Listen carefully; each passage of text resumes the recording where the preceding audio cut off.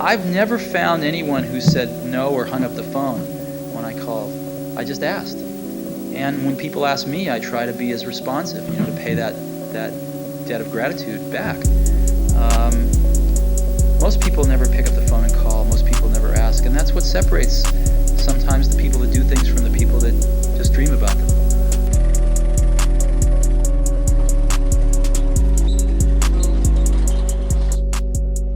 Ladies and gentlemen, straight to the point, straight to the streets. We're down here in Northeast DC, Union Market.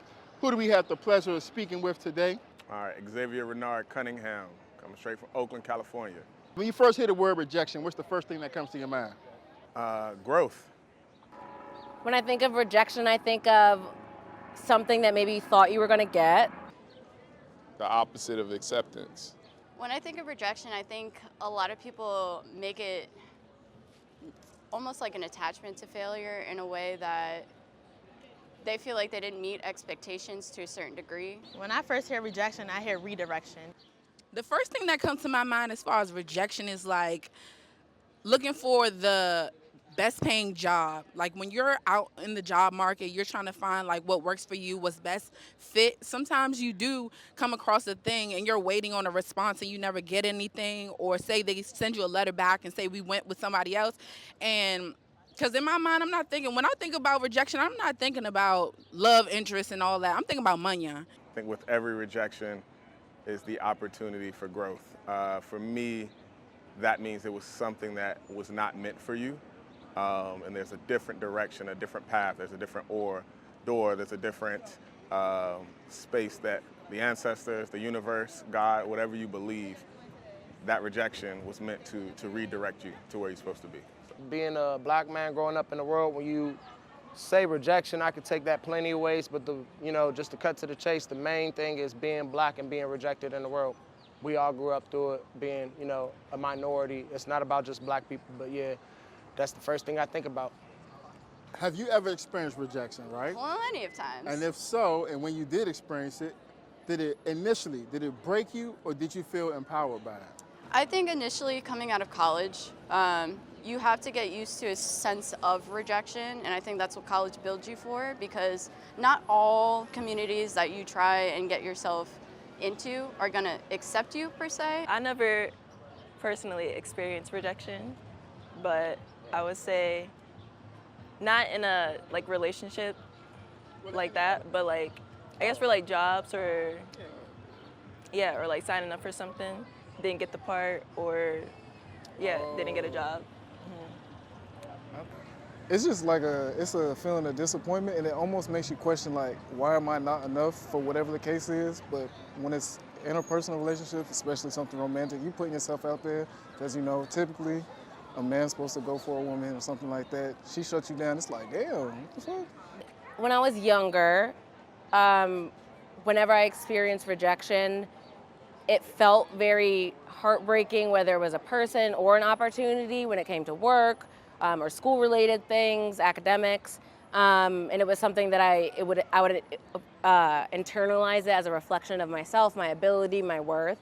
But then as I've gotten older, it's been a much more empowering thing. Well, there's been plenty of times where I've been broken by rejection and everything. Being a man, it's not like you can sit here and cry about it. Of course, you have your friends, your family, who you could go and run to and vent to and everything about it. But at the same time, I would say that it kind of built me more. It built me more than it broke me down. I was broken down by rejection, but it built me more.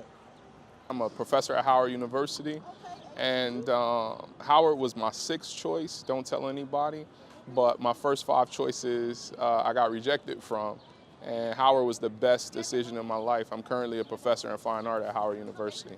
I started my career in sales, in retail, so anybody who's worked in retail has faced some level of rejection in some context, and I moved into styling at an early part in my career. And so you have to go through this contemplation of whether or not the person believes in the image that you want to pull out of them.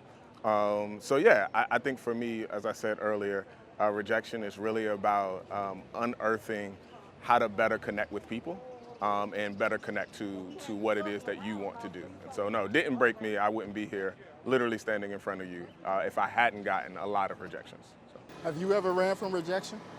No. I have not. I've been told I should, but no.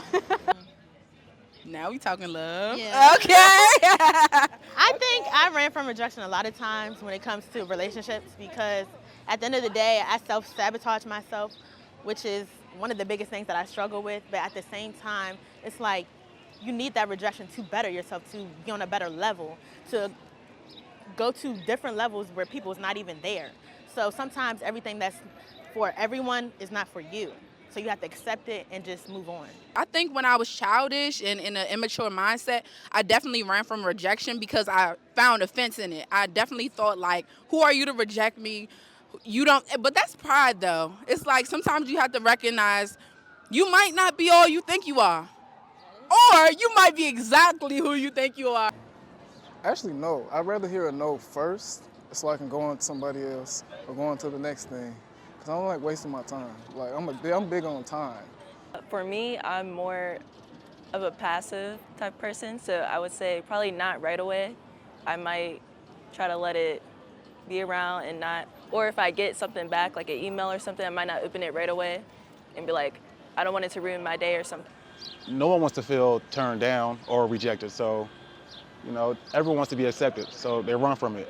But sometimes you just gotta embrace it. I feel like a lot of people run away from it because it's the easiest thing you can do. I think we just look for validation as much as possible. I always say go where you're celebrated, not where you're tolerated.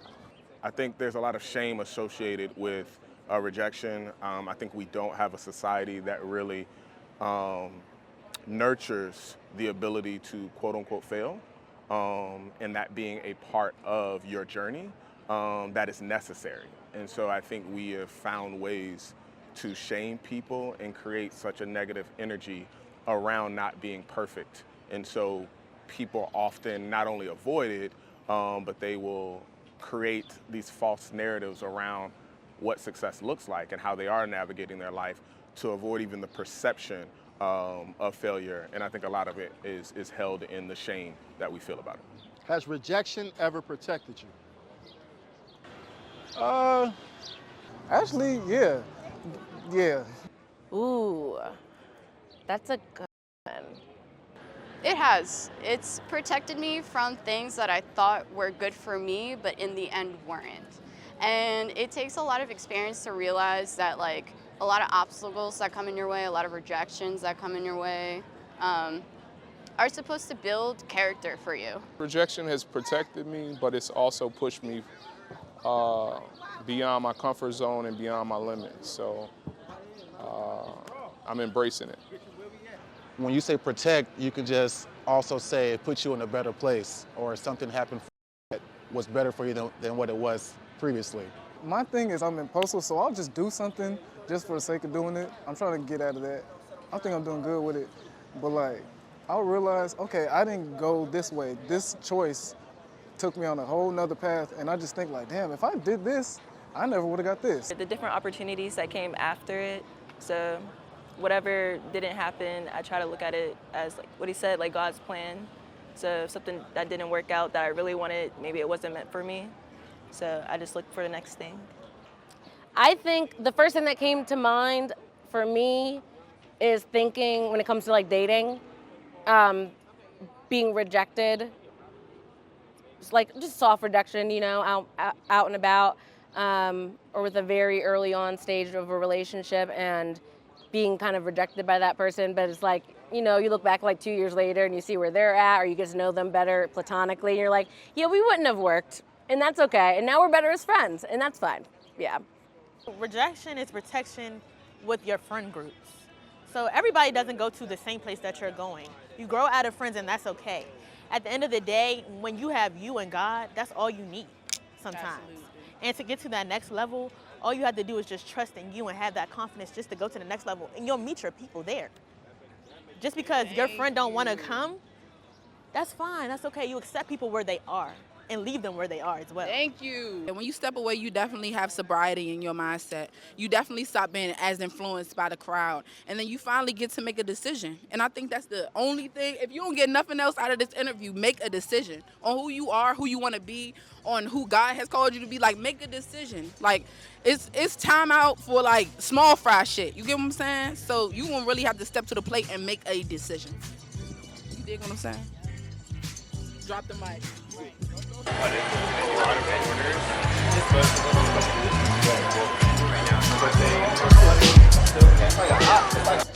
I want to shout out the class of 2025 for Howard University.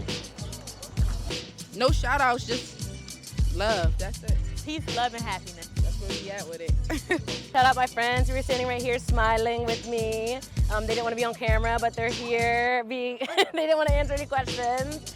And then if you live in Montgomery County, Pennsylvania, I'm a spin instructor at a cycle bar. So, you know, you can follow me _KLOK. And if you're in Eastern Pennsylvania and want to take a spin class, you can with me.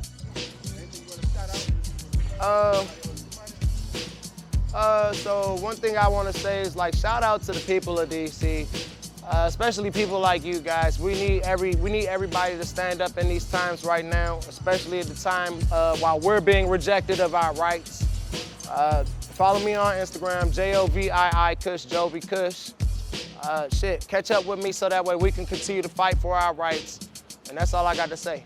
So, listen, I'm gonna keep it a buck. I'm brand new to the area. I quite literally, as of next Friday, will be here for a month. This is just me and my experience. And the reason why I'm here is because of a billion, cajillion rejections I got myself to this point in life. So not all things are bad. The reason why I'm here is because I got a brand new job. So I'm able to afford to live here and thrive here and be able to experience a whole different other culture than what I was used to growing up in. So rejections can end up for the best thing, and I feel like I'm the reason. Many people would say, like, hey, that's a positive thing that you would say. Nobody who owes me money, but if I can pull this lovely lady on the camera who's shooting behind me, I wouldn't be here without her. Get over here so that they can see you as well. Love you. Thank you so much. I just want to plug black women. Black women mean everything, not only to me, but to everyone. So I just want to plug all the incredible black women in my life. Yes. Thank you. Love you. Yes, love you, love you, love you. Yeah.